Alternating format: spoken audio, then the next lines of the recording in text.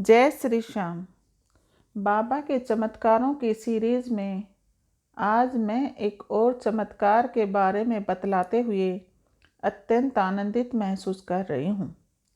आज फिर मैं उसी सन्यासी के जीवन में घटी एक और घटना का वर्णन करना चाहती हूँ, जिसका वर्णन मैंने अपनी पिछली वीडियो में किया है। आज के समय उस सन्यासी की आयु लगभग 60 वर्ष है। वे एक आश्रम के संचालक हैं और बाबा के बहुत बड़े भगत हैं। उनको मैं लगभग 23 वर्ष से जानती हूँ।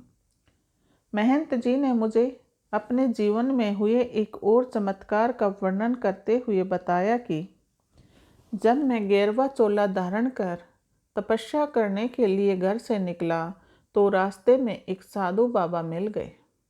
उनको देखकर मैं बहुत खुश हुआ और मैंने उनसे सन्यासी जीवन के बारे में बातें करना शुरू कर दिया।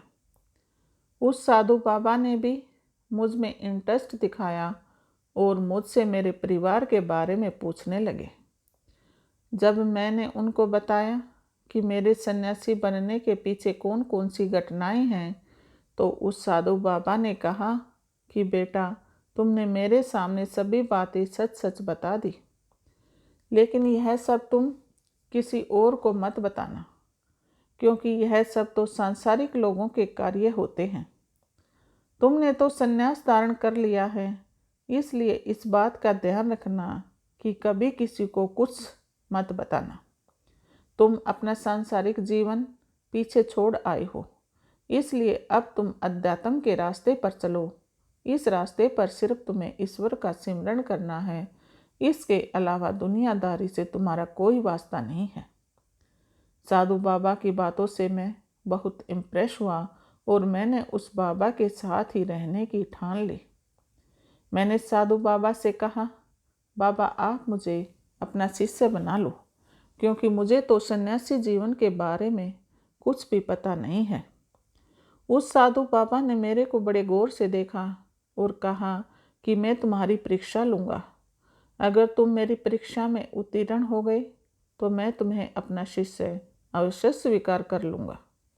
मैंने कहा ठीक है बाबा, मैं परीक्षा देने के लिए तैयार हूँ। मैं उस साधु बाबा के चुंगल में बुरी तरह से फंस चुका था। उसकी बातों से मुझे बिल्कुल भी यह एहसास नहीं हुआ कि वह कोई ढोंगी बाबा है। वह जैसे ही कहता मैं वैसे ही करता। करीब 10-12 दिन व्यतीत हो गए। मैं पूरा दिन उस बाबा के साथ घूमता रहता और भिक्षा मांगता। भिक्षा में जो कुछ मिलता उसी को खाकर अपनी भूख शांत कर लेता। जितना भी समय बचता उसमें बाबा का सिमरन करता। एक दिन वह साधु बाबा पुलिस को देखकर छिपने लगे। मैंने उस साधु बाबा से पूछा, आप क्यों छिप रहे हो? हम तो सन्यासी हैं। हमने ऐसा कौन सा क्राइम किया है जिससे हम पुलिस से डर लगे, और पुलिस को भी हमारे से क्या मतलब है? हमने उसका भी क्या बिगाड़ा है कि वह हमें पकड़ कर ले जाएगी? मेरी बातों को सुनकर साधु बाबा के चेहरे पर हल्की सी मुस्कान आ गई, लेकिन मैं कुछ समझ नहीं पाया। साधु बाबा ने कहा, तुम मेरे शिष्य बनना चाहते हो ना, और तुमने परीक्षा भी देनी है? मैंने कहा हाँ साधु बाबा। तो बाबा ने कहा, समझो आज से तुम्हारी परीक्षा शुरू होती है, बल्कि अभी से शुरू होती है। मैं तुम्हें अपनी यह पोटली देता हूँ और तुमने यह पोटली अपने पास संभाल कर रखनी है। किसी को भी यह नहीं बताना है कि यह मेरी पोटली है, और न ही किसी को यह दिखाना है कि इस पोटली के अंदर क्या है। यहाँ तक कि तुमने भी इस पोटली को खोलकर नहीं देखना है, और पुलिस के सामने तो बिल्कुल भी नहीं जाना है। मैंने कहा ठीक है साधु बाबा, लेकिन पुलिस और इस पोटली का क्या संबंध है? तब साधु बाबा ने मुझे बड़े प्यार से कहा, बेटा अगर तुम पुलिस के सामने जाओगे तो पुलिस इस पोटली को खोलकर अवश्य देखेगी, क्योंकि पुलिस को हमेशा बाबाओं पर शक रहता है। वे हमेशा साधुओं से बदतमीजी करते हैं और उनकी तलाशी लेते हैं, क्योंकि पुलिस का बिहेवियर साधु बाबाओं के साथ अच्छा नहीं होता। मैंने कहा साधु बाबा, ऐसा तो कुछ नहीं है। मैंने तो कभी ऐसा नहीं सुना कि पुलिस साधु महात्माओं के साथ कोई बदतमीजी करती है। साधु बाबा ने थोड़ा सा गुस्से में आकर कहा, ठीक है, तुमने जो करना है करो, लेकिन तुम मेरे साथ नहीं रह सकते। मैंने कहा, साधु बाबा आप ऐसा क्यों कह रहे हो? साधु बाबा थोड़े से शांत होकर मुझे कहने लगे, बेटा मैं तुम्हारी परीक्षा ले रहा हूँ और तुम्हें सन्यासी बने हुए कुछ ही दिन हुए हैं। तुम सन्यासी जीवन के बारे में कुछ नहीं जानते। सन्यासी जीवन में बहुत सारी बाधाओं को पार करना पड़ता है, अनेक समस्याओं से निपटना पड़ता है। मैं तो केवल तुम्हारी एक छोटी सी परीक्षा लेना चाहता हूँ, ताकि मैं यह देख सकूं कि तुम मेरे शिष्य बनने के लायक भी हो या नहीं। अब निर्णय तुमने करना है कि तुम सचमुच मेरे शिष्य बनना चाहते हो या नहीं। अगर तुम सचमुच मेरे शिष्य बनना चाहते हो तो मैं जैसा कहता हूँ तुम्हें वैसा ही करना पड़ेगा। मैंने कहा, ठीक है बाबा, मैं किसी को कुछ नहीं कहूँगा और पुलिस के सामने तो बिल्कुल भी नहीं जाऊँगा। तब साधु बाबा ने कहा, ठीक है, तो मेरी यह पोटली लो और इसे अपने साथ रखो। इसे किसी को भी नहीं देना है और न ही किसी को बताना है कि यह पोटली मैंने तुम्हें दी है। अगर तुमने किसी को बता दिया तो मैं तुम्हें अपना शिष्य नहीं बनाऊंगा। यह हमेशा स्मरण रखना। तुम्हारी परीक्षा अभी से शुरू होती है, अब तुम जाओ। जब तुम्हारी परीक्षा खत्म हो जाएगी तो मैं तुमसे मिलने अपने आप आ जाऊंगा।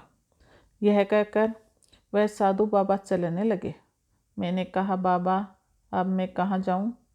तो बाबा ने कहा कि तुम कहीं पर जाओ, लेकिन जब तक तुम्हारी परीक्षा पूरी नहीं होती तब तक तुम मेरे साथ नहीं रह सकते।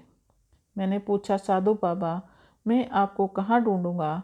तो साधु बाबा ने कहा, मेरी नज़र हमेशा तुम पर रहेगी, इसलिए तुम्हें मुझे ढूंढने की बिल्कुल भी आवश्यकता नहीं है। जब मुझे ईश्वर का आदेश हो जाएगा कि अब तुम परीक्षा में सफल हो गई तो मैं अपने आप आकर मिल लूँगा। मैंने साधु बाबा के चरण स्पर्श किए और अपनी यात्रा पर निकल पड़ा। मेरी यात्रा तो पर्वतों और गुफाओं की तरफ थी, इसलिए मैं हिमालय पर्वत की तरफ निकल पड़ा, क्योंकि मेरा टारगेट तो वहाँ जाकर साधना करना था। लगभग 4-5 दिन बीत गए थे। रात को रास्ते में एक धर्मशाला में सो रहा था कि पुलिस ने आकर मुझे उठाया और मेरे से पूछताछ करनी शुरू कर दी। मैं पुलिस के किसी भी सवाल का जवाब नहीं दे पा रहा था, क्योंकि मुझे साधु बाबा की बातें बार बार स्मरण हो रही थी। इसलिए मैंने उनको सिर्फ इतना ही बताया कि मैं तो एक सन्यासी हूँ, इसके अलावा मैं कुछ नहीं जानता। वे बार बार मुझ पर प्रेशर डाल रहे थे कि तुम कहाँ से आए हो और तुम्हारे परिवार में कौन कौन है, लेकिन मैं कुछ भी नहीं बताना चाहता था। मैंने उनको बहुत समझाने की कोशिश की कि सांसारिक लोगों से मेरा कोई वास्ता नहीं है, लेकिन वे मेरी बात मानने को बिल्कुल भी तैयार नहीं थे। उन्होंने मेरे से ज़बरदस्ती वह पोटली छीन ली जो साधु बाबा ने मुझे दी थी। जब उन्होंने उस पोटली को मेरे सामने खोला तो मैं हैरान रह गया। उस पोटली में ड्रग थी, जिसकी वैल्यू उन्होंने करीब 50 लाख रुपए बताई। यह सुनकर मैं हतप्रभ रह गया। वह मुझे पुलिस स्टेशन ले गए और मुझे लॉकअप में बंद कर दिया। मैंने बहुत कोशिश की कि मैं उनको सब कुछ बता दूं, लेकिन अब वे मेरी बात सुनने को बिल्कुल भी तैयार नहीं थे। अब वे यही कह रहे थे कि जब हम तेरे से पूछताछ कर रहे थे तो तुमने हमारी किसी भी सवाल का जवाब नहीं दिया। अब हम तेरी किसी भी बात पर विश्वास नहीं कर सकते। मैं काफ़ी देर तक रोता चिल्लाता रहा, लेकिन कोई भी मेरी बात सुनने को बिल्कुल भी तैयार नहीं था। मैं रोता हुआ कब सो गया मुझे पता ही नहीं चला। सुबह लॉकअप में जब मेरी आँख खुली तो पुलिस वाले मुझ पर चिल्ला रहे थे कि बता तुम्हारे साथी कौन कौन हैं और इस समय वे कहाँ हैं। यह ड्रग तुम्हारे पास कहाँ से आई? उनके इतने सारे सवालों के सुनकर मैं बड़ा परेशान हो गया। मुझे कुछ समझ नहीं आ रहा था कि मैं क्या करूं। मैं कुछ कह पाता उससे पहले ही उन्होंने मेरी पिटाई करना शुरू कर दिया। लेकिन जब वे मेरी पिटाई कर रहे थे तो मुझे बिल्कुल भी दर्द नहीं हो रहा था और न ही मेरे शरीर पर कोई निशान पड़ रहे थे। वे डंडों से मेरी पिटाई कर रहे थे, लेकिन उस डंडे के निशान मेरे शरीर पर नहीं बल्कि उनके खुद के शरीर पर पड़ रहे थे। कुछ ही क्षण में वे दर्द से कराहने लगे। उनकी ऐसी हालत देखकर मैं समझ गया कि यह मेरे बाबा का ही चमत्कार है, क्योंकि जब मेरी माताजी मेरी पिटाई करती थी तो मुझे दर्द नहीं होता था।